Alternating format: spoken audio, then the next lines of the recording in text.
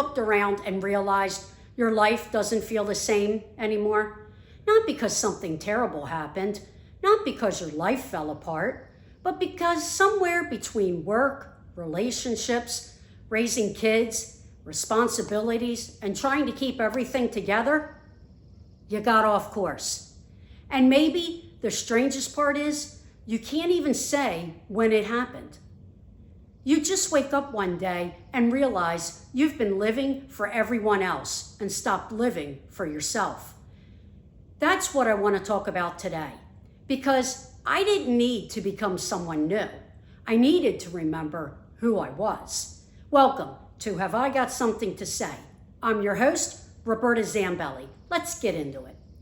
I was that smart-mouthed Italian kid who was tough, fierce, independent, and never needed anyone to agree with me.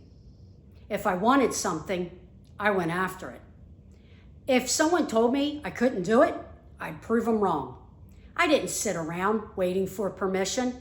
I trusted myself, and honestly, I missed that version of me. But somewhere along the way, life got very crazy. Relationships, marriage, kids, work, responsibilities.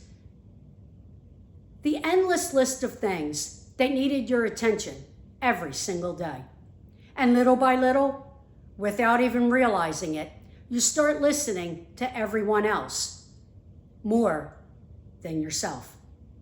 You start making decisions based on what everyone else needs, what everyone else wants, what everyone else expects. And one day you wake up and realize you spent so much of your time taking care of everybody else and that you stopped listening to yourself. I remember sitting in my house after my relationship ended, and then even more when my kids left. For the first time in years, I had time to think. Real time. Quiet time. And the question I couldn't stop asking myself, what do I actually want now? Not what everybody else wants.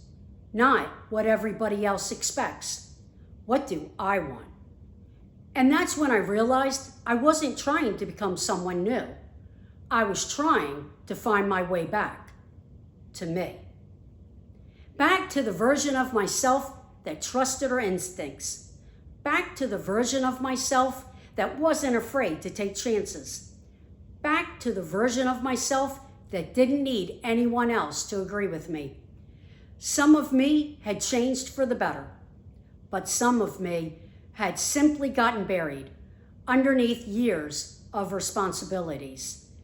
I stopped worrying so much what other people thought. I stopped needing their approval. I stopped feeling guilty for protecting my time. I stopped saying yes when I wanted to say no. And I started listening to myself again. So what I learned, it doesn't matter what other people think. The point is that you finally know what makes you happy. You know what brings you joy, what brings you peace. You know what kind of life you want to build. And maybe that's one of the greatest gifts of midlife. You stop trying to become someone else.